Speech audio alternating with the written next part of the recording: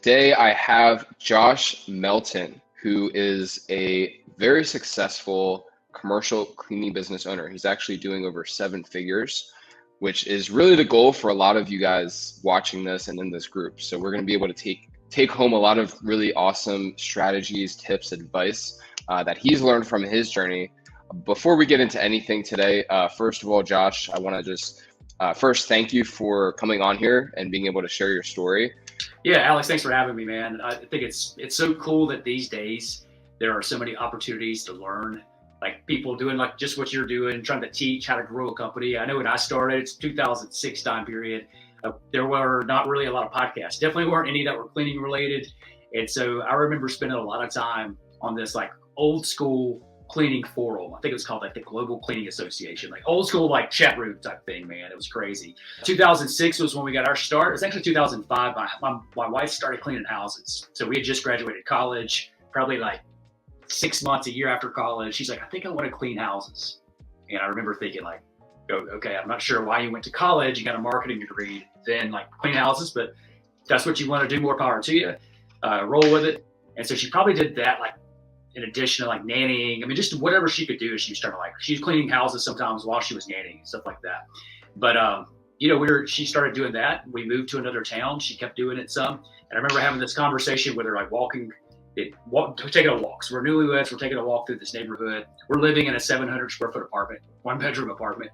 And I remember saying like, why don't you just go get a job? She's like, no, I really think that this is something that I'm supposed to do. And like 6 months later, I was quitting my job to go full time with her. So cleaning houses and cleaning office space as well. So I will tell you that the way I came into this industry was reluctantly. Like I didn't want to do it, but I knew I wanted to own my own business. I knew I wanted to be able to, go for freedom. It's being able to like call my own shots and work when I wanted to work, and really probably all the things they talk about on the front side of like why you want to be your own boss or why you want to have your own company. It's like, oh, I'll just work when I want to work. You buy into this thing that's going to be something a little bit different than probably what it is. But I came into the cleaning business reluctantly. I never wanted to own a cleaning company. Did not want to be Josh the janitor. Like I was like, okay, well, maybe I can grow this thing on the side, create a sideline income, and I could, be the face of something else that'll be more exciting business. And so I did a lot of other stuff along the way. But in 2007, right at the beginning, January 2007 is when like I quit my job. I went full-time cleaning, and I was doing, cleaning the houses during the day, doing post-construction cleaning. As soon as, we got done cleaning the houses, and then we were doing commercial cleaning later on. Our first account was a gym. We cleaned it like 5 days a week, I think it was. We got paid $2,000 a month. So it was actually a pretty decent account for the first one we picked up. But getting that account's what helped me understand that I could do this. I was like, okay, we can go full-time. I can quit my job.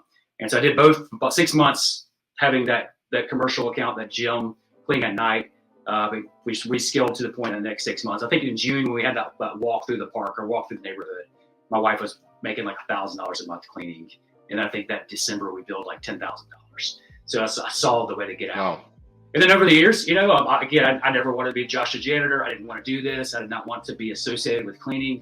So I had an insurance agency. I had a social media marketing thing when really Facebook and Twitter and all that stuff started booming. I did a bunch of just different things, man, network marketing. I mean, whatever I could do to not do this. And it's kind of funny, about 5 years ago, I really felt like God told me, I want you to go on this cleaning business. Like, just trust me, like give it everything you got. Don't try to just make this a business and make income and then chase your dream somewhere else. Just like pour your best into this. And that was the game changer. Coming back into the business. So we had it growing over time, and I partnered up with a buddy of mine because I was just trying to figure out a way again to be, but I didn't want to be engaged or involved or be the face of this thing. We had a manager who was leaving. We were doing about $550,000, $600,000 at the time a year. Had a manager in place that was going to leave. We were hiring a new manager, and I was like, just had this something in my gut saying, if this doesn't go perfectly, then I'm gonna have to dive in and save it. And so I called my business partner. I'm like, look, man, I'm gonna go ahead and go back into the company. I'm gonna go in full time. Here's what I'm gonna have to get paid from the company to do this. But it's like, if this doesn't go perfect, I gotta dive in and save it anyway. And Alex, like coming back in, man, it was like one of the best things ever happened because everything sucked. Because you had two people that, you had ownership in this company that really that were treating it like a secondary business, like a sideline thing. There was no heart, no soul in it. We were just trying to, milk it for an income. And I noticed a lot of problems and issues and challenges. And in a 6-week time period between around the Thanksgiving time period and Christmas time period of 2018, we lost 25% of our revenues. We went from about 600,000, 550, 600 down into the low 400s. And it was the best thing that ever happened to us because it inspired me to get like really honest about why it was the way that it was. And I had to look in the mirror and say, well, ultimately, Josh, it's your fault. You're the leader. You didn't give it, you weren't putting anything into it like you should have. I wrote down everything I didn't like about the business. And I wrote down the opposite of those things. And those became our core values. And I was like, this is what sucks about this thing. And the reason I thought that it sucked was because those things didn't align with what I wanted my life to be about and look like. And so I wrote the opposite of those things, core values, and said, all right, this is who we're going to be going forward. And we started leaning into that. I poured the best of myself into it. My wife was with me as well. She came back in with me as well. And we were able to grow pretty substantially, pretty fast from 2000. From that time period, we grew that next year. So we lost 25% of our revenue at the end of the year, but we still grew 6% the next year as far as in like gross revenue from one year to the next. And then we doubled and actually tripled since that time. So we're not at quite $2 million of revenue yet, but like we'll probably hit that in the next 12 months. And it's been a great ride, man. We've created a great culture, make a difference in our community. We consistently get great feedback from our team members that they feel appreciated.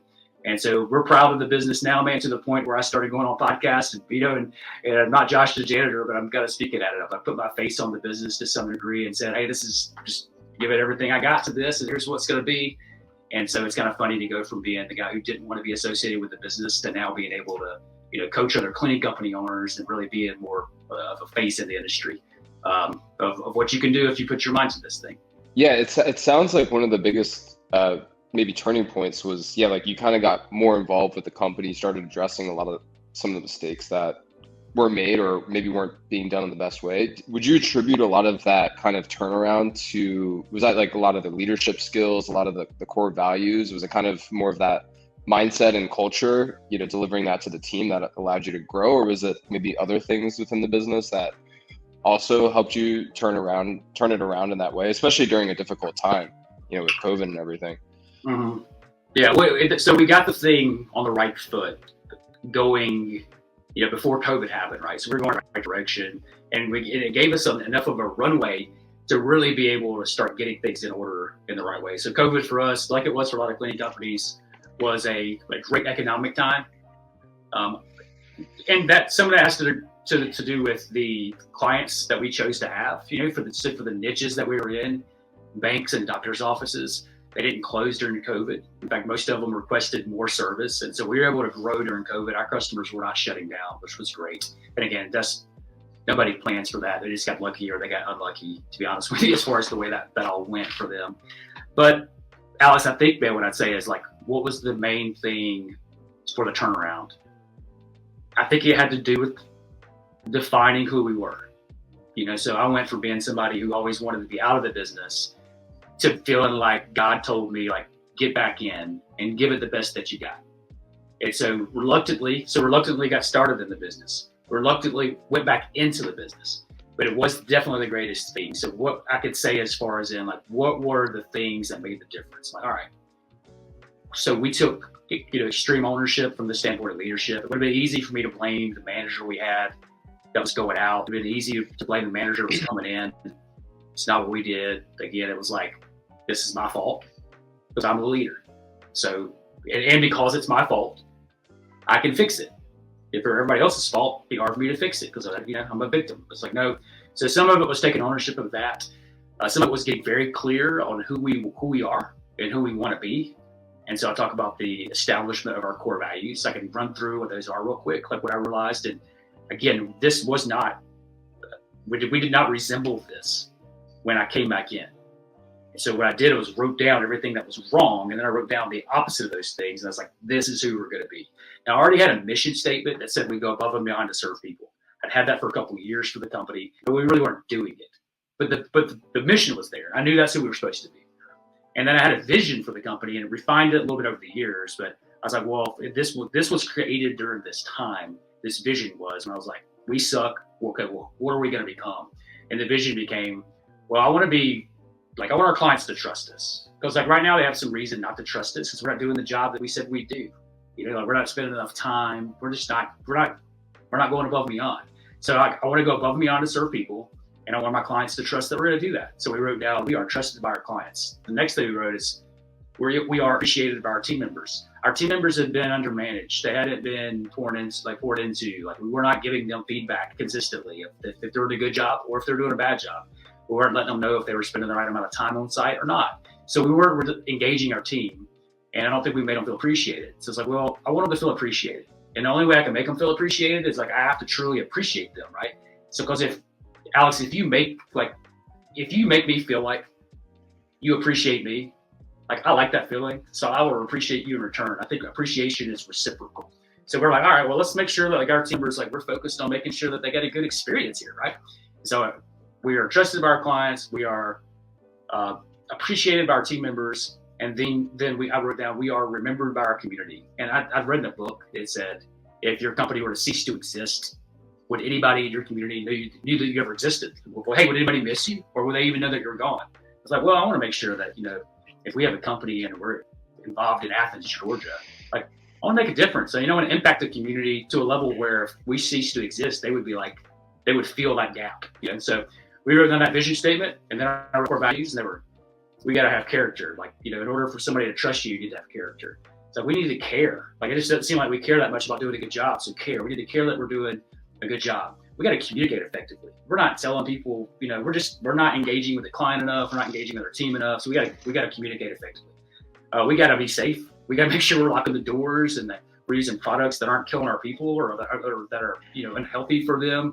And so prioritizing safety, prioritizing service. If people if they got to have some humility, they got to be willing to serve people. If you got a big ego, you got a lot of pride, like service probably is not in your heart. So all right, we're looking for service. And the last two things we had is like, we want to have a relationship with the client and with our team members. So we want to have relationships because we think that, it's hard to leave when you have a relationship. It's easy to leave when you don't. It's easy to ghost somebody if you don't have a connection. It's easy to fire somebody if you don't know who they are.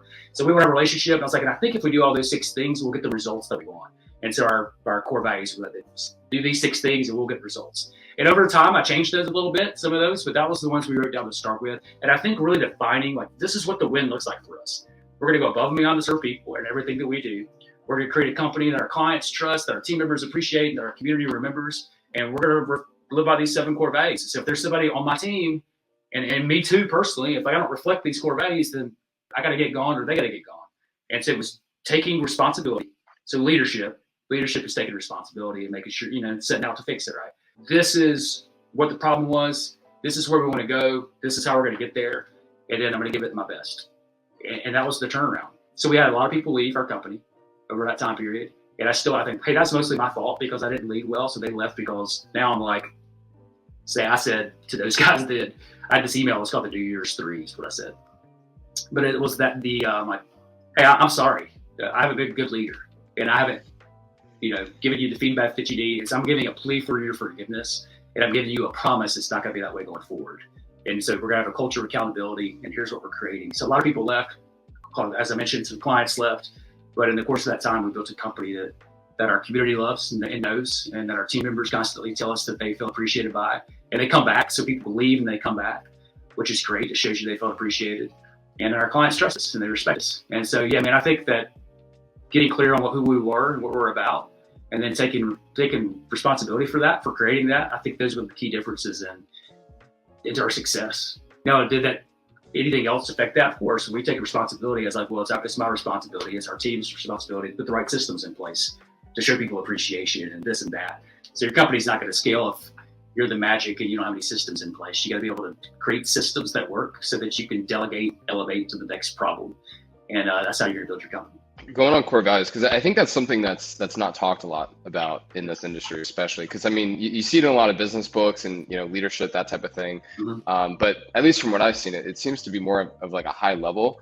So like, just in your opinion, I mean, where do you think like someone who's building their cleaning business on the commercial side, or maybe even residential side, like where do you think they should consider building this culture, building core values, really just trying to align everything into like not just going all in, but also getting everyone else to be going all in, mentally and being aligned to your mission, to your vision and all of that? So as I mentioned, getting clear on those things. A lot of companies have a mission statement or they have a vision or core values, but even the owner could not tell you what they were without picking up, a piece of paper and reading it. So it's like it's got to be real. And I'd already known all this stuff. I mean, I'd probably read 100 leadership books at this point in time, that we're talking about. So I knew you were supposed to have core values. I don't think I know how to define them really. You see all these things: integrity, humility. Like, there's all these words like people use. It's like, but does it really mean anything? Alex, I don't know if I could have really come up with the core values that define who we are now, had it not been for me seeing all these things around me in the company I didn't like. I was like, I don't like that. That sucks. Like, I'm embarrassed by that. So, all right, well, that means that it's not in alignment with what I value. So it's like, well, what's the opposite of that? Well, it's character. I'm like, hey, we're not showing up the way we need to show up. We're very inconsistent with it. So people with character show up when they say they'll show up.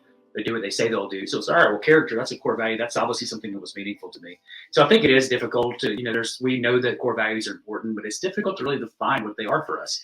And so I think if I were starting over and I was saying, all right, how can I define my core values in the earlier stages? I'd say, all right, well, what are my favorite companies? And what are my least favorite companies?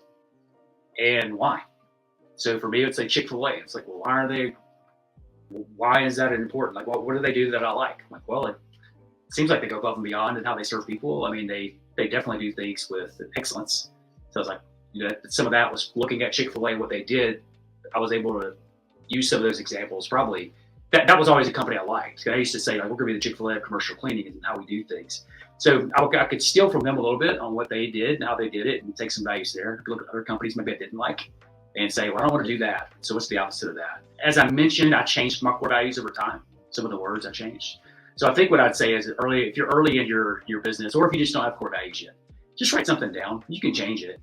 I think that held me back for a long time. I wanted to have the perfect core value statements. I wanted to have the perfect mission statement before I was like, put it in stone, so to speak. It's like, no, just write some crap down and then like lean into it, and you'll probably refine some of it as you move forward. But I do think it's an important part of your business, whether you call them core values or not, is just know what you're about. So I like to use the example of Starbucks and Chick-fil-A. Both of them are two of the most successful companies in their industry, and they're in the same industry, even though they sell different products. But they're two of the most successful, and we all know it. But culturally, they're very different. And one's not good and one's not bad. It's just that they're very, very different. You can almost like line people up. It's like, just go stand, don't wear a uniform. Just go stand in line. And we would say, that person works for Starbucks and that person works for Chick-fil-A. And we'd be largely right on that. It's their values are different, but they know who they are. And so, like Chick-fil-A's family values and, Christian heritage, not open on Sunday kind of thing. Like that's who they are. They live that way. Starbucks has more of a liberal perspective in the way that they do things. And like, they're probably they probably say more a secular company, or if you're lining up on who they vote for, it's like, well, they're probably more liberal and Chick-fil-A is more conservative. Look, they're both very successful because they know who they are. They live accordingly. So one's not right, one's not wrong, one's not good, one's not bad. They're just different. They know who they are and they lean into it. It affects the way they hire, it affects the way they market, it affects the way they choose to serve. And so like, figure it out. If you love Starbucks, figure out what you love about them. But what can you mimic? Because they're successful. If you love Chick-fil-A, figure out what you love about them. What can you mimic? And put it in place and roll with it. And then as you do that, that's the stuff you can tinker with it and change it over time. But those are the guiding principles that will help you choose what software to use, because it depends on how you want to show up. I mean, so it will help guide a lot of your decisions if you get that stuff figured out. And again, you can change those things over time. That's okay to change the word. The words I started off with said relationships and results is my 6th and 7th core value. And today they say professional and proficient, because we walked a mile and we saw a mile ahead of us. And we're like, well, one of the things that really makes us different, it's not just relationships, is that we're professional. And so we changed it. So I think that's some of the ways that people can move forward, is figure out who they are, how they want to serve, and then lean into that, be willing to make adjustments along the way. Yeah, I think a lot of people watching this too, like I kind of want to, I think it's so important what you're talking about. And there's definitely a reason I'm asking about it, because I think it's definitely overlooked a lot. It's something so simple, but in the end, it just creates so much more clarity for, like you said, like first yourself on what you value, like what are you putting your resources, time, and energy towards, and also for the rest of your team. Like now they have suddenly a reason to work for your company versus 10 other cleaning companies, that Yeah. in the end, I mean, you do the same thing. You do janitorial work, which isn't the most glamorous thing in the world, as you probably thought of when you were trying to avoid it all those times. Mhm. Kind of elevates beyond that because you're creating like that culture, you're creating that family of people, which, you know, people come, even if they leave, they come back. But and same thing for clients. I mean, that's pretty powerful. You know, if you got those relationships, those core values, and they see that, and they leave and they come back, or, you know, you get good feedback from both sides. I mean, I think that's a great sign of success in the end. Well, you know, I'll tell you the thing, Alex, that the reason it's a sign of success is because we define what success means for us. And so that's a sign of success because we've defined it as that. Because if somebody doesn't feel appreciated, they don't come back, right? They're like, good riddance, I'm out. It's like, well, no, that shows that they felt appreciated here, which is why they're calling us back. They're saying, no, we want to come back. And let me say this too, man, so as far as that goes. So we recently lost a client, and losing that client, so we had, you know, they let us know 6 weeks ahead of time before they wanted to make a transition. And so I told our team, and by the way, as I told our team this, it just resonates with them because they all reflect the core values we mentioned earlier. So, hey guys, I want to make sure that we exit with excellence, because just because they're going to not be our client anymore doesn't mean that we stop going above and beyond to serve people. It doesn't mean that we no longer care if this client trusts and respects us. Like, those things are still in play. So like, I want to make sure that we serve them well to the end, because if they ever wanted to come back, like, I want them to want to come back. If it doesn't go well here with this next company, if we suck at the end, they're not calling us back, right? So let's exit with excellence. Let's serve them the way we wish we would serve them the whole time. Because everybody, even if your core values are great, sometimes you're going to underperform the way that you wish to. We're not going to be perfect with our core values or our mission statement. So let's exit with excellence. Well, we did that, and the client reached out recently, not for any reason, you know, anything to do with cleaning service.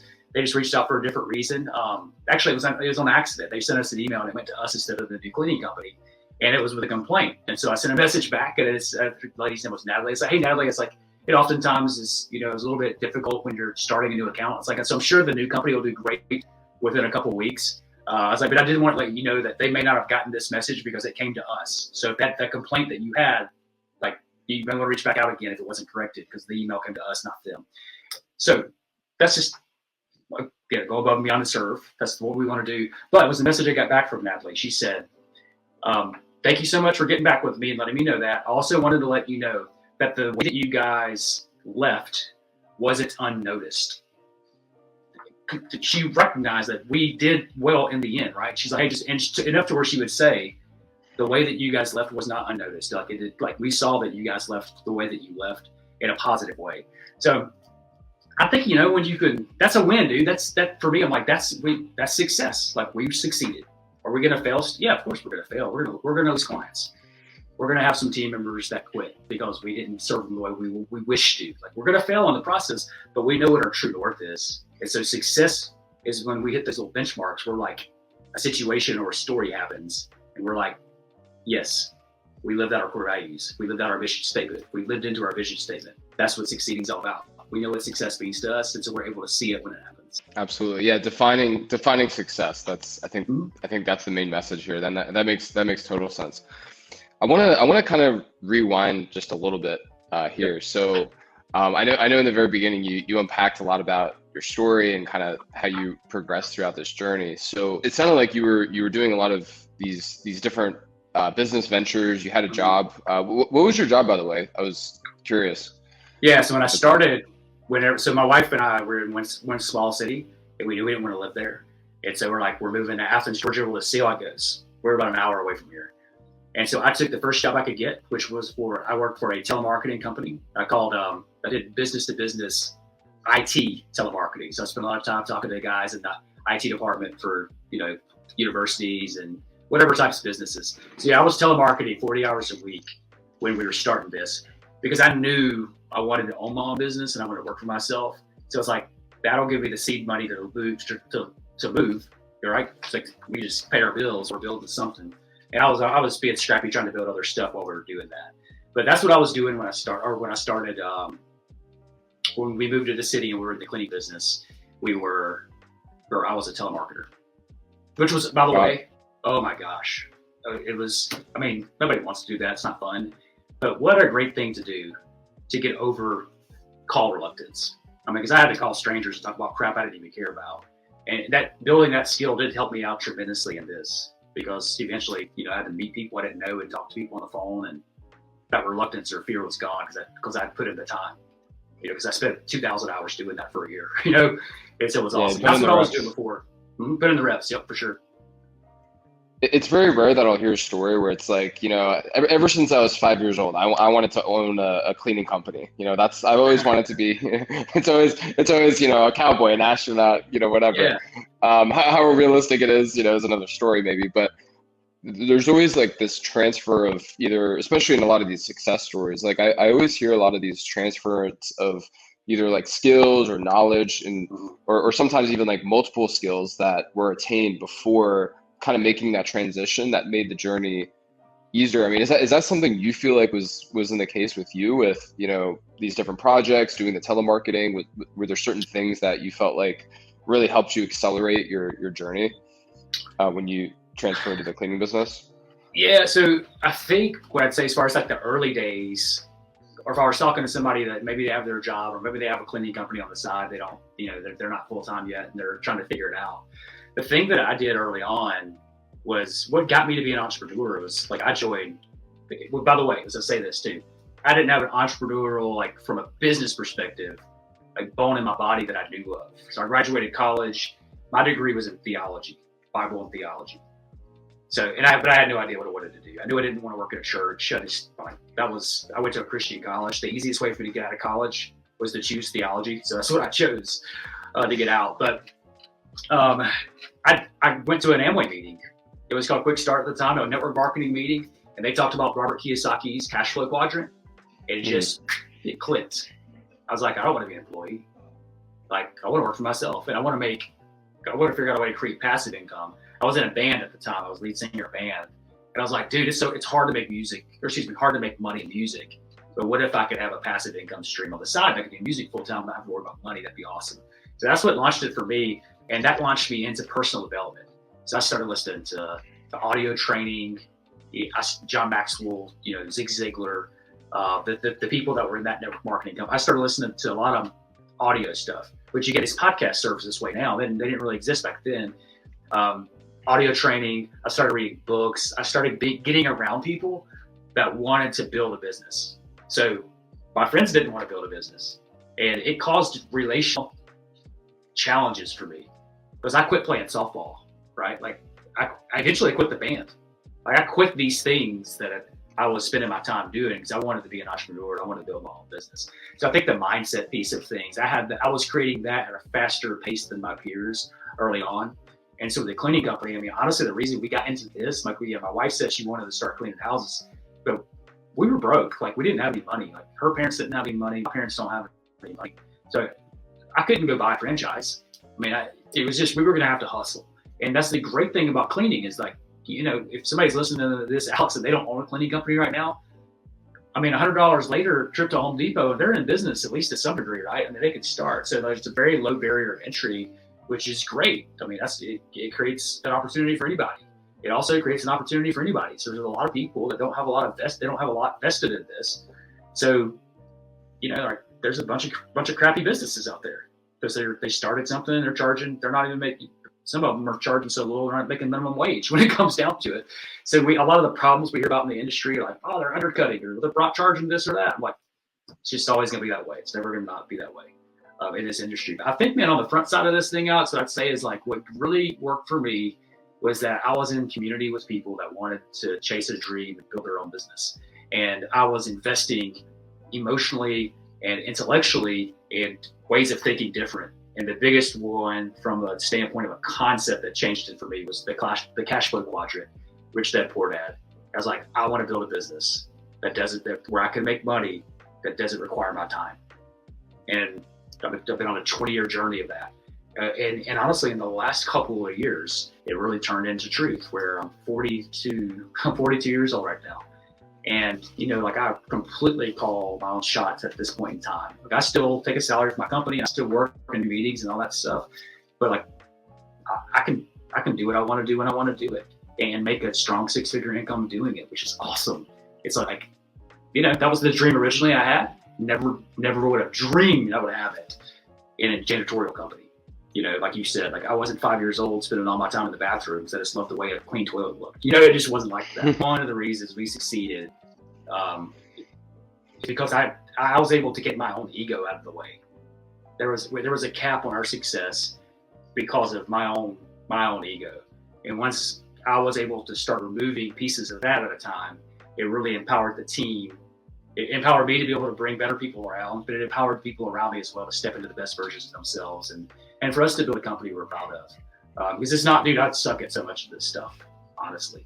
But I have a heart to serve and a desire to succeed, and that's helped us. But yeah, we get the credit I will give for getting the success we've had over the last several years has little to do with me, other than like I've been able to bring people on to our team and get out of the way and not try to, just let them be the best versions of themselves. And it's helped us create all the stuff I talked about earlier. So God gifted me with the vision to be able to write down those core values, the mission, vision, all that stuff. But it's really been probably, again, me trying to decrease my ego consistently. So it's not all about me all the time, and be letting other people shine. That's led us to be successful in this industry where most people never get 7 figures. I mean, the overwhelming majority of cleaning companies never get there. And so we've been able to do it in a very profitable way too. So I'm very blessed because of that.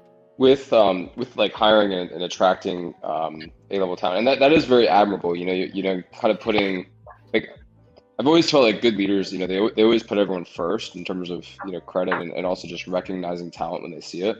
So in your journey, like what do you feel like were some of the best hires that you made that really made like a huge difference in your company, and in terms of just attracting top level talent and then being able to work together on that?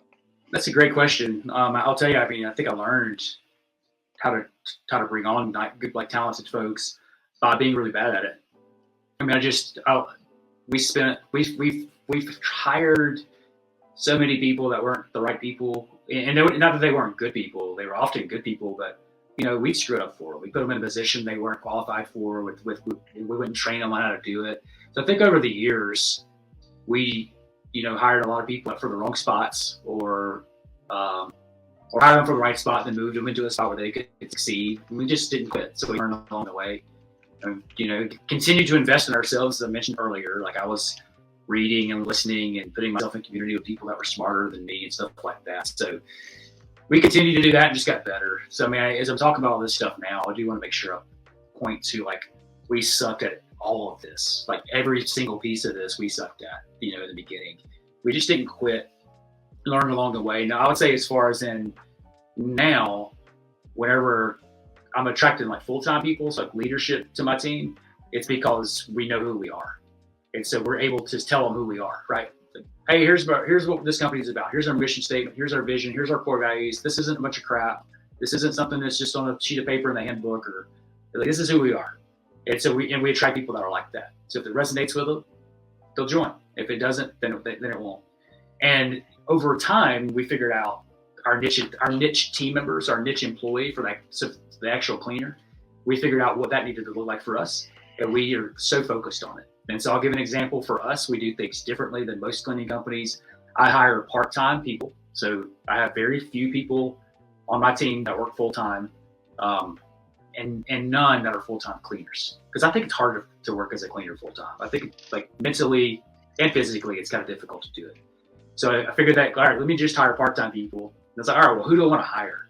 So for me, I'm like, well, I just kind of grew up in, my dad worked for a church, or he was a pastor of a really, really, really small church. And then my parents were accountants. They had a very small bookkeeping service, just the two of them. That were the employees. So I grew up around professional people, environments. So I was like, well, I kind of like working for professional people. Nothing wrong with anybody else. All my family was blue collar, but I figured out, like, I kind of knew the professional language. And so I'm like, all right, well, let's hire people that are professional. So our business model from a hiring standpoint is I hire people to work for us part-time, 6 to 15 hours a week, and they have a full-time job, most often in a professional office environment. So maybe they're a bank teller, or maybe they're working in a professional office environments. And then my niche customer is the same. It's doctor's offices and it's banks, right? So I'm hiring people that work in professional environments to clean small professional environments. And most of these people are sitting down during the day. So just they get some steps in, they get some exercise. We do a personality test. We're looking for introverts. So they actually enjoy the time by themselves. And we tell them, like, look, you can listen to a podcast or listen to your favorite song while you're doing it. Most of our accounts are smaller, which is kind of uncanny for a business our size, that we still like our focus is still on office spaces that are like less than 10,000 square feet that we're cleaning multiple times a week. So it's easy clean. We're not cleaning warehouse bathrooms. We're cleaning the bathroom at the bank. And so we figured out exactly what the ideal situation looked like for, like, what's the opportunity we can create for somebody that's a win for them and it's a win for the client. Therefore, it's a win for us as a company. And that's what it was. So then we figured out from a systematic standpoint over the years, through making just the small tweaks over time, well, how can we better reach out to that group of people? And we call them part-time professional people. So that's who we're looking for from a hiring standpoint. And we created a system for hiring and how we do it. COVID helped us out with this, by the way, Alex. We used to meet people in person, and COVID happened. So we're not supposed to meet people in person, so we'll just do an interview over Zoom. And we started doing it, and we're like, this is so much better for us. You miss out on some things for sure, but it's like, man, we can have one interview, the next, and the next, and the next, and the next. And if somebody no-shows us, like, okay, I'll just start, doing whatever I was doing. I don't know if you would agree with this or not, but one thing I hear from a lot of like these cleaning companies that are starting is that they have these expectations that, if I just set the system in place, it's going to be perfect. It's going to run all the time. It's always going to be perfect. Like marketing, for example, it's not this ever evolving thing, but it's more of like, if we have this set up, if I set up a Facebook ad, I let it run, and it's just going to work forever. And then I'm always going to get clients, and if it was that easy, I think you'd have a lot more 7-figure earners as well. But just kind of like being immersed into that process, like you were, makes a lot of sense, because like over time you discover what makes sense for you, and what might make sense, if you're a cleaning business and where you are in Georgia, it might not make sense for someone else in maybe a larger city and California or something like that, in terms of like the talent and types of accounts, all that kind of stuff. So my business model would not work at all if in a bigger city.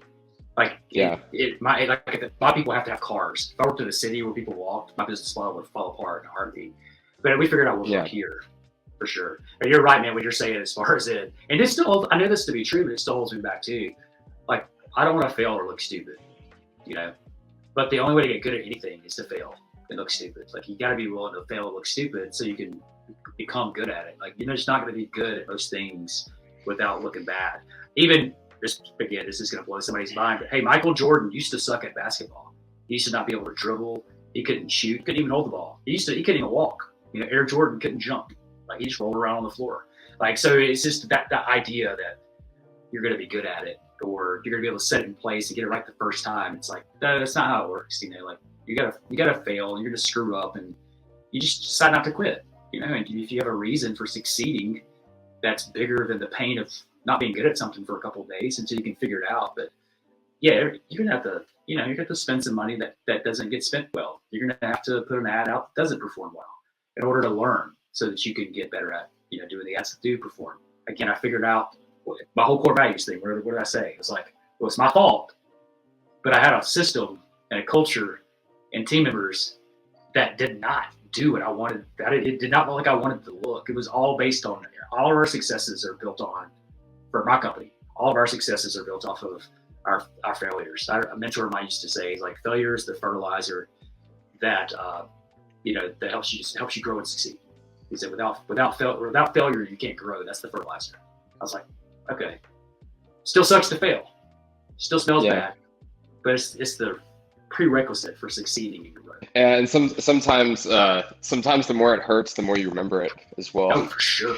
Absolutely. You learn some of these hard lessons, and even time. I don't know if this happened with your mentor, or maybe things you've learned, but it's like what the right thing is to do, but then you don't want to do it because maybe something's easier, or you get in your own way in some way, and then you find again that it's the hard way, and then you make the same mistake again, and then you kind of rinse and repeat, and then it's like, wow, I don't want to feel that again. So I'm Tony just gonna Robbins do talks what I about should have done. there's two motivating forces in life. It's pain and pleasure, you know. And sometimes it's easy to just to be like, I don't want that pleasure that bad, you know, don't want more money that bad. But the pain piece is like, oh gosh, that'll just, for most of us, that'll get us moving faster than most, you know, the avoidance of pain will typically get us moving faster than the pursuit of pleasure. So yeah, you screw it up, you're like, that sucked. I don't want to do that again. Yeah. And it kind of pushes you to figure out how to do it right, you know. But that's all part of the process. Where do you feel like you got that like mindset from? Was that from, you know, a lot of the stuff you were doing before with, you know, these books and all that? Because, you know, just kind of having this like long-term growth mindset rather than just, you know, trying to make, I mean, of course, you know, making revenue every month is important, but also having like that long-term and yeah, always kind of thinking that way, making decisions that way. I learned in my 20s, you know, 21 years old. No, I had, as I was saying that, I mean, we all have different stories of upbringing growing up, and we have you know, some of us had great experiences growing up, great parents, no really bad things happened to us. And there's others of us that is the exact opposite. You know, where parents weren't around or they were around and they weren't great people. And we had a lot of challenges to overcome.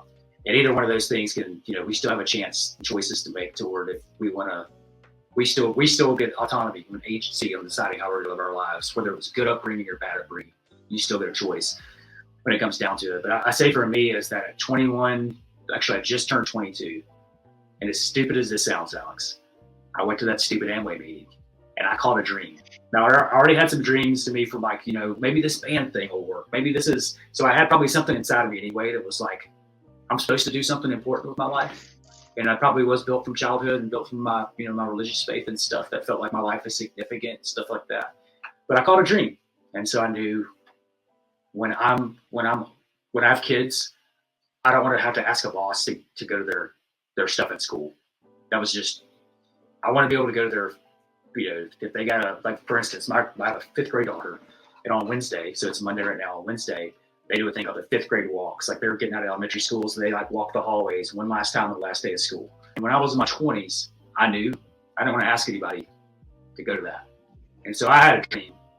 And that dream that I had, which was personal autonomy, personal freedom, I could call my own shots, required that I was able to make money that wasn't dependent on my time going to do it.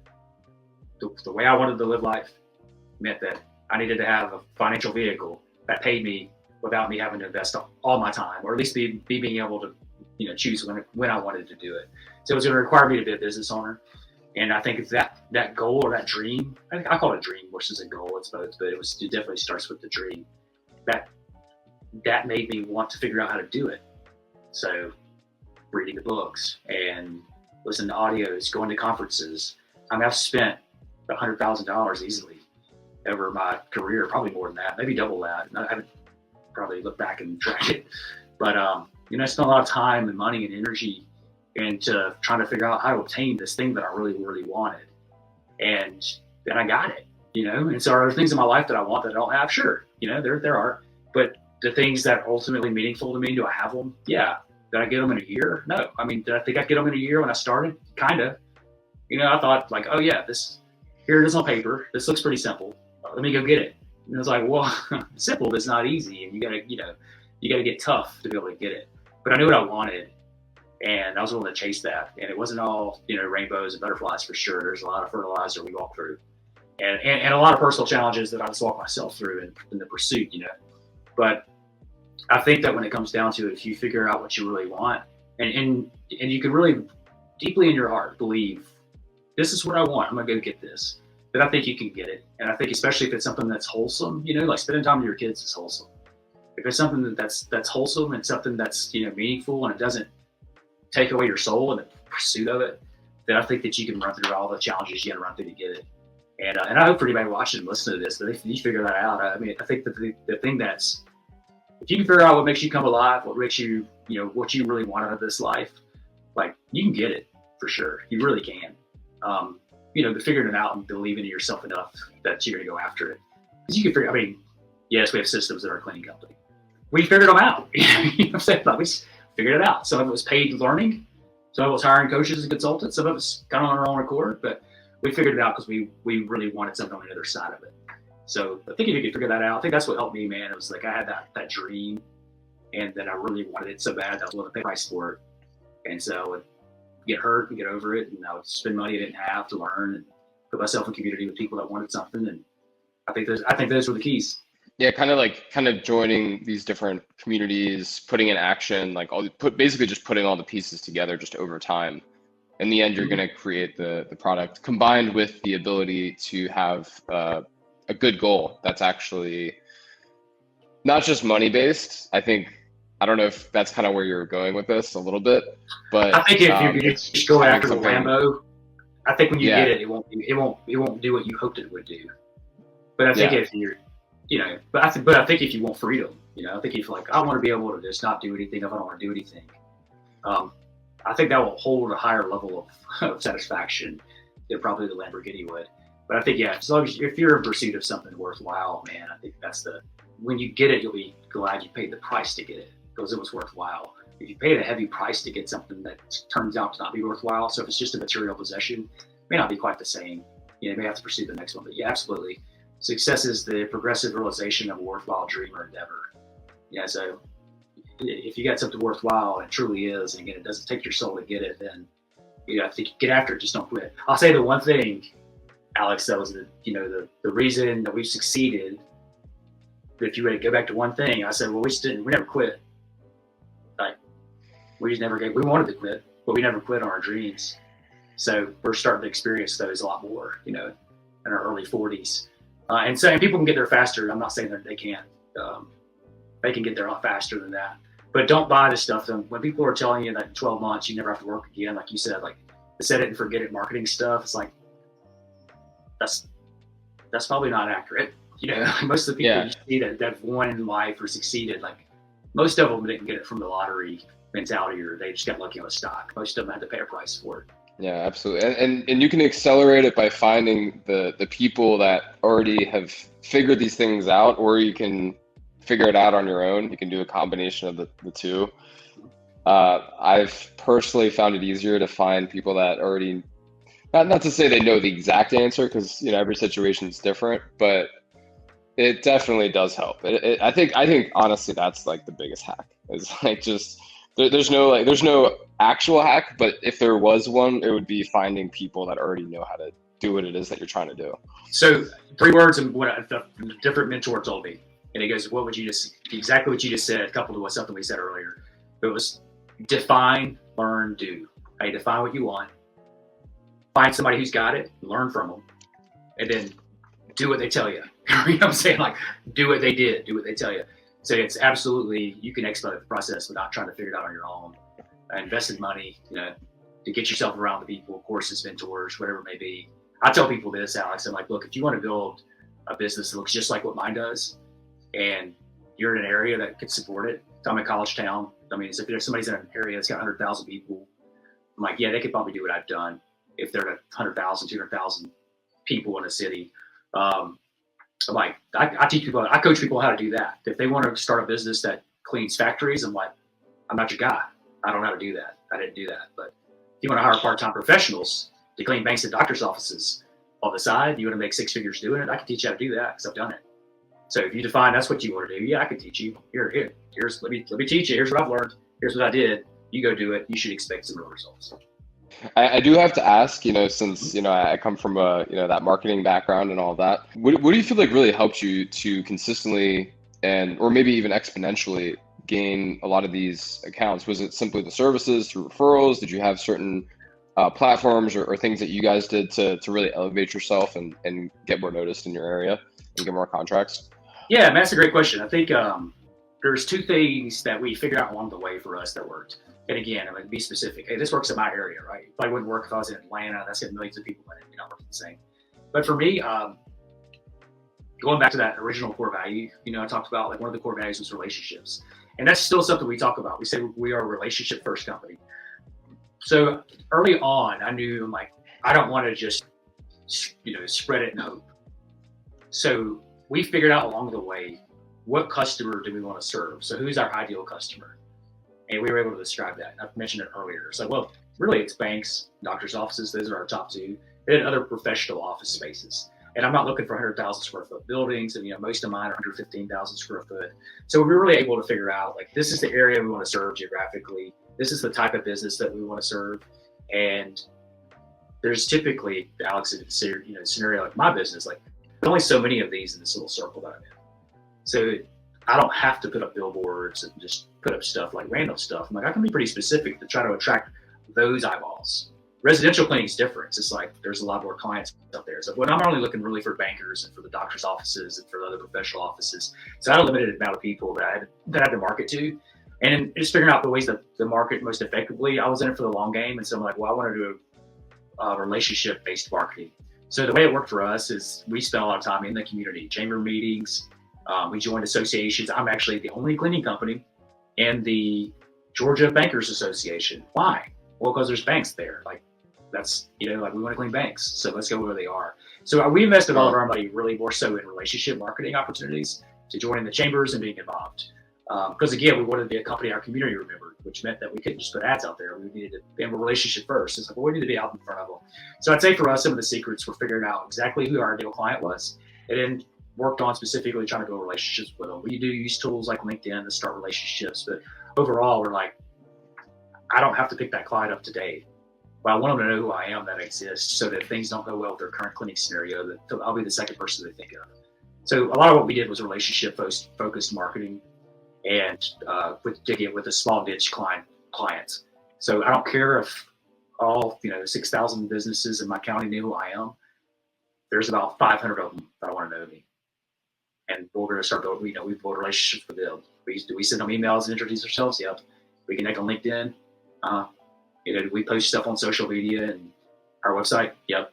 So we do a lot of those things, but we haven't done a lot of the more traditional digital marketing, like paid advertisements, or worried about impressions or clicks or anything like that. We've also been in the same community for 15 years. So we have. It's not huge. There's not millions of people. Again, I mentioned there's 130,000 people live here. I mean, no matter what you do, if it's whether it's more paid methods or what you're talking about, doing a much more targeted approach, going to these, getting specific about who you're going after, and building those relationships. I mean, the fact that from what it sounds like, it sounds like you guys provide such an excellent service and a lot of really good customer service on top of that. So I can only imagine in a small community, your word of mouth has to be amazing, from especially just being in the same place for so long and having the same niche and going to the same meetings. Just that consistency, I'm sure that has compounded for you. Absolutely. Well. Yeah. I mean, going back into the thing, we're remembered by our community. So if we're going to be remembered, we got to be present. We got to be out there. So it's a compound effect for sure. 15 years doing it, and I think Alex too. One of the reasons I did it that way was because it's just by sheer luck. I got invited to a chamber meeting. It was a chamber network launch. I went to it. In this chamber, they would everybody put their name or put their card in a basket. And they'd draw cards at the end. Well, they drew my name to speak at the next one. So if I go to the next event, I speak, and I pick up a client from that event that I still have today. That was in 2006, so 17 years later. Still have that same client. Well, I was hooked. I picked up a credit union from the chamber meeting. I was like, okay, I need to come to all these chamber meetings. And so again, I found what I felt worked for me. If you hate people, this is not a good example for don't use this. You want to be all digital marketing probably. But for me, I figured out what way I liked to do to market. It's really early on, and we figured out our ideal client pretty early on too. And so I think that's the thing I'd say as far as what could I suggest to be successful? Figure out what you really like to do, what resonates with you when it comes to marketing. And then also your client that you're trying to reach, and just commit to those things and figure it out. Because if you try 15,000 different things, it's going to be hard to get really good at anything. Because you're not giving enough time, as you mentioned earlier. It's I want to do, you see this all the time. Somebody's like, I did a Facebook ad and it didn't work. I'm like, well, freaking learn from it. What didn't work? What was good about it? What wasn't good about it? Or even how long did you do it for? is my question. And did you create it on your own? Did you watch YouTube clips and make it, or did you learn from somebody that had created a successful Facebook? Yeah. There's all these things that go into it. It's we figured out early on we like doing it this way, and here's who we like to serve. So we just went all right, let's just dig in deep there, then we'll figure it out along the way. We think those things will work. This client needs our service, and I know relationship marketing can work. So what's the best way for us to figure it out and do it? And we have over time because we stay committed to it. Yeah. So anyone watching this, I think, definitely take, some time and just kind of figure out, what is it that you like? What is it that you're good at? Is it more over the phone, in person, cold calling and networking? maybe that's something that's good for you. And yeah, like you said, I mean, not even, I mean, Chamber of Commerce is great. BNI is another one. There's Yeah. like even these groups. Yeah, like if you join like a bankers association, real estate group. Join your local realtor association. Because there's Yep. no, like, nobody's in it. It probably costs you like 150, $200 for the year. But Yeah, that's like one cleaning or two cleanings. yes, and you'll get, and like they're always looking for cleaners. Like you'll get it. Like you'll stumble across it. That's a great thing to join. I didn't join that back in the day, but that's a great association to join because it's a niche group, and realtors are always needing cleaners.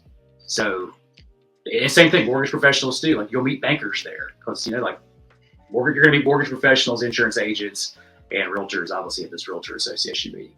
Same thing. Some construction guys will be. You could join the I can't think what they call it now. Maybe just be called Home Builders Association. But go join those. I mean, those are great things. If you're a relationship person, now if you're scared of people, don't do this. It's not the way for you to grow it. You may want to be totally focused on digital ads or call it or getting buying leads from somebody that books appointments. Or there's a billion ways to do this stuff, but it really is figured out what you want, how you want to do it.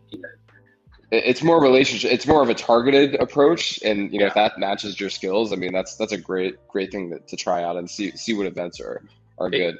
It will 100% work if you're relationship focused. It'll work for you. Again, if you don't like people, this is not a good advice for you. But if you like people, Yeah. you like talking. You get the gift of gab.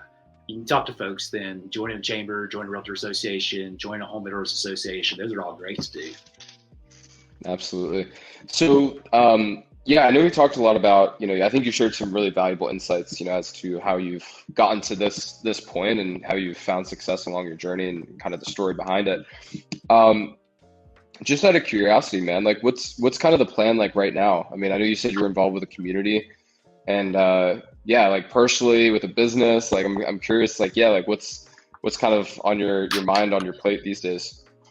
Yeah, great question. So it's growth. I mean, I think what I get excited about is building future opportunity for team members. So our cleaners or employees, we call them team members. So I want to build more team member opportunities. I think that the way with inflation's going and stuff, there's so many people that need a secondary income in order to be able to, just make it in this kind of crazy society, because they're not making their salary at work is not increasing at the rate of inflation. So I'm like, all right, well, if we can create some more opportunities for people to get a low stress side gig. This is low stress cleaning banks, man. It's not hard. So like, all right, if I can create more opportunities for that, well, if I can focus on that, that also gives me an opportunity to create better opportunities for like my full-time team. Because I got these guys and gals that work for me. Like I'm their full-time employer, and I'm like, I want to keep them, but they're not going to work the same job forever, right? Like they're going to want to grow. We're very growth oriented here, like the mindset, the way we do things. So all right, I got to create better opportunities for them. But the only way for me to create better opportunities for them is if I got to grow the company. So I can afford, so I can build higher levels of management leadership, and so I can afford to pay people more and get, to incentivize them with better benefits and stuff of that nature. So it's definitely growth. I want to grow our company to an 8-figure company, and I want to do it in a similar model as to what we're doing now. So we'll definitely change some things or add some things along the way. But most companies, when they get to my size, they just start focusing on like, let me go get a building that's 50,000 square feet, 100,000 square feet. They just start climbing. I'm like, I want to serve that team member I'm talking about. That's who I want to serve. And I like the clients that I have. So I'm like, all right, I want to continue to scale the way that we are. So the specifics of that is that we will start offering a little bit more service to some of these like banks and doctors' offices. For us, it's like if they have clients that have more than one location, that's become niche for us too, because we can serve larger geographic areas than most cleaning companies can, especially that are focused on that type of client. So that's something that we're working on. We're starting to do more what we call special projects, which I've always shied away from doing in-house, but you're stripping and waxing of floors, carpet cleaning, window cleaning, pressure washing exteriors, stuff like that. We're starting to focus on offering more of that. And again, it typically falls in when somebody's got multiple buildings, they tend to want more of that stuff done. So that's a focus. And then geographic growth. So for where we are located, 80% of our business is within like 15 minutes of our office. But then we have business as far as 2 hours away to Augusta, Georgia, Aiken, South Carolina. We're up the road. We got a kind of a spread about 60 miles around the office in most areas. And then again, about 120 to one different area. So it's geographic expansion in those areas to where we could hopefully put up satellite offices and create a complete duplicate of what we've done here in some bigger areas around us. So that's for where we are located geographically. There's several cities that are within 30 minutes of here where we could completely duplicate our success that we've had here in Athens in those cities. So that's part of the plan. So threefold there, but growing the company to a $10 million company, focused on special projects within, or adding more special projects, and then geographic growth. So we're basically creating some other branch offices is the future for us, but it's really geared for that aspect of, like, I want to build opportunity for others. I want to add more value for the people in our team, and add more opportunities to make more team members that can be appreciated and that can appreciate us, and more people in our community that can remember us. So ultimately, that's what we're going after, man. I'm excited for it. I mean, that's the cool thing is, like, I get all these letters asking, like, do you want to sell your company? I'm like, nope. I like the people I work with. You know what I'm saying? It's like, it's not a job. I mean, obviously I don't really want to go plunge a toilet, but when it comes down to it, I love what we're building here. And I hope that for everybody listening, man, that you can get to a point where you're really like, this is awesome. Because it can be. It really can be. That's an interesting model. So so it sounds like you have like a lot of like these accounts that you have already within your niche, and then I mean I'm imagining you've been with some of these for a good amount of years. So it's like as these doctors grow, they're gonna, not all of them, but a certain amount of them are gonna expand. They're gonna have different locations. You already have your foot in the door. So kind of. I think that's another like long-term mindset thing that, it's like you planted the seed, but then now you're able to, you've already built that relationship. You've already done a good job for them. So I'm assuming it's a pretty easy transition from there. It's not like you have to do I'm sure you'll do some type of marketing in these new areas, but it's like you already have also, these connections, these I mean, relationships. That's how we got there, to be honest with you. Like, I didn't decide, I want to grow in Augusta, Georgia, or I want to grow in Habersham County, Georgia. We had clients that we were servicing here in Athens. They said, hey, we have an office in Augusta. Could you guys clean that? We're like, sure. Like, we'll figure it out. And so we just, our clients that we'd served well for a long time. This one client I mentioned of in Augusta, or that, has spots in Augusta. Well, we've had them as a client for 15 years, just longer than that, since 2006. So our growth geographically has been on serving people well for a long time. But a lot of that falls into the relationship first approach, right? Like, we built deep ties to these clients. They trust us. And so they're like, could y'all do it in Augusta? We're like, sure. So we do it in Augusta.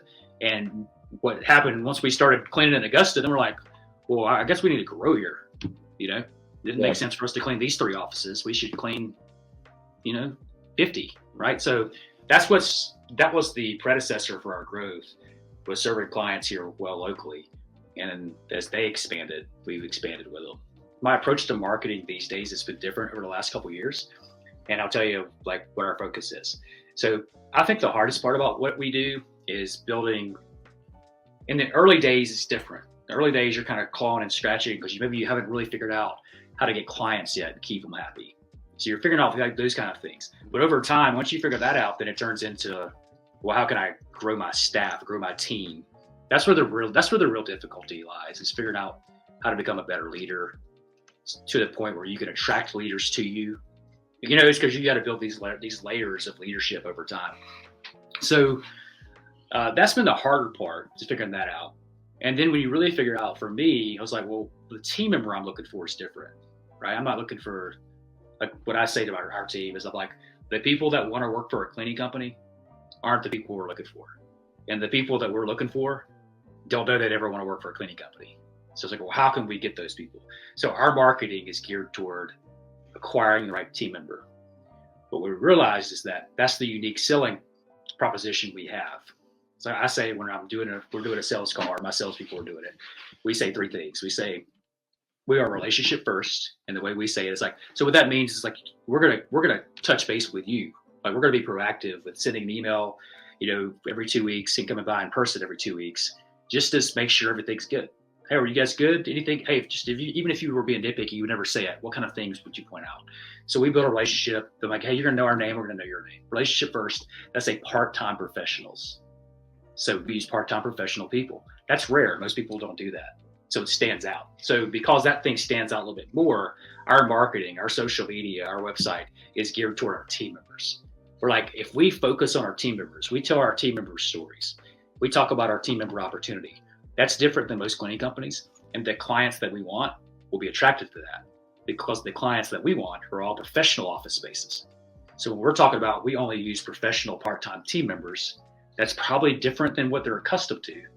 And if they're looking for a cleaning service, what they're accustomed to isn't working for them. And so it just kind of, it makes us different, and it makes us have a level of intrigue. Even in the industry, Alex, when I talk to people that are in the industry, I'm like, yeah, I look for bank tellers who want to work on the side. They're like, you do what? I mean, yeah. Like, they don't make any money. They got to make more money. Like, so if I can give them a job cleaning a doctor's office a couple days a week, it takes them 90 minutes to do it because it's not huge. I'm like, that's what I'm looking. And then for us, I'm like, and they're going to do a personality profile assessment during our interview process because I'm looking for introverts. I'm looking for somebody that's totally cool with being in that office 2 hours by themselves with the outside world not screw with them, right? So we focus on that with our marketing because it makes us different. That attracts our team members and it attracts the right clientele. And then it also reinforces the story I'm telling the clients when I'm talking to them, right? If I go on a proposal, I say all that stuff, then I look these guys up and they see it, that's who we are. Yeah. Like it's like you're kind of reverse engineering like what they would be looking for in the types of people that they would want to be cleaning their facilities. So that's definitely interesting. Yeah. They don't know they're looking for that. Does that make sense? Like nobody's out there looking for that, but when they hear it, they're like, huh. And I'll say to them if we're doing like a sales call, like if I'm doing a walkthrough with somebody, Alex, because when they're calling me, if they Google cleaning company Athens, Georgia, like they're not really diving into my website. They're just calling 3 names. And so when I tell them this thing, I'll say, hey, Alex, like I hire people that typically, it's like they work in an office, so they're already wearing like business casual attire, and they're usually sitting at a desk all day long. It's like, so man, just come in here and cleaning. Like, your office is never really that dirty. They're just doing some like light cleaning. It's like they're getting their steps in. They're listening to their favorite podcasts. It's like, but if you were to run into them, if you're working late one night, I'm like, you're gonna think they work here, and I'm like, but don't hire them. Like these are my people. Don't hire them. I was like, but they'll look like everybody else that works here. They'll be wearing business casual attire if they're not wearing our t-shirt or something. I was like, because they just came from the bank, or if they're a banker, I'm like, because they just came from the attorney's office, or they just came from the doctor's office. Because that's what our model is. So the cool thing with all that, as I'm saying it, is like that evolved, man. I didn't like come up with some creative genius marketing plan and say, oh, here's what we're gonna do. It was just like, no, that's who we are, and we're trying to find team members that don't know they want to be team members here. So I was like, well, we need to tell that story so that we can figure out how to entice them. They look at our website and they see people that they look like them, so to speak. They're like, oh, okay, that person looks professional. Every company does this, by the way. If you ever see an ad for like McDonald's, like they got the an attractive smiley person as like the person that like the picture on the ad, and it doesn't always resemble the people that work at McDonald's as far as in their demeanor, But it's like they're marketing toward their best, and we do the same thing. For that reason, but what we realized in the process of doing it is that it was actually very effective with our client too. Like they were attracted to it. So it's like, oh, okay. So again, we talked about earlier, they kind of stumble across things, like try, fail, adjust. We realized that was just something we tried, and we realized it resonated with our clients too. We're like, oh, okay, we need to keep doing this because this team member that we're choosing is the thing that makes us the most different, makes us stand out the most in our market. If you're super spontaneous, you're typically not very consistent. And both are great things, but they're typically the opposite. But I'll tell you from a leadership perspective, anybody that I hire for my full-time team, so the personality test we do for team members is like a 40 question test. It's free to take online, and I'm really just trying to figure out if they're introverted or not, right? And if they're people oriented or task oriented. So it gives us a score there. But if I'm looking at anybody for a full-time position or even a part-time leadership position, I pay $50, $60, I can't remember what it is, for them to take the Strengths Finders test. And it gives me like 1 through 34. Like, hey, these are their, what they're talented in and what they're not talented in. I'm like, I want to learn as much as I possibly can about how this person's wired to see if they'd be a good fit for this job I have for them. Instead of learning about that they're not a good fit 3 months down the road. Because if I'm hiring them, a lot of times, mostly what happens for me is if they're a culture fit, even if I'm hiring them for this position, I'm like, well, they're not a good fit for this position, but they're a good fit with us. I just hire them anyway. I'm like, we'll figure it out. but I'm not going to put you in that position because you'll suck at it. So yeah, we spend money on full-time employees before we bring them on. They're doing the StrengthsFinder test, and you know, you want to learn about your people so you can set them up to succeed. Awesome. Yeah, and it's cool that you give them like an actual roadmap, and I think that in itself really separates you guys from most clean companies. I mean, most of them just they hire someone, and this is something I'm starting to try to figure out as well. Is like, if you're able to be part of that foundation, you could be a leader, you could be in this role, like this is kind of the vision for you, or even just understanding their goals as well, like seeing how that lines up with the company and everything. But yeah, man, we're going on I think an hour and 20 minutes. This was an amazing interview, and I just I appreciate all of your insights, and really, yeah, very interesting story. I think if there's a couple of things that really stick out to me about you and your story, it's really a lot of consistency and going all in, and long-term thinking as well. So just all of the compounding actions that you made, I think has really helped you as well, which is definitely, I think a lot of people are not willing to do that in the end. So, but I want to see more cleaning companies, like you, and I want to see more people succeed.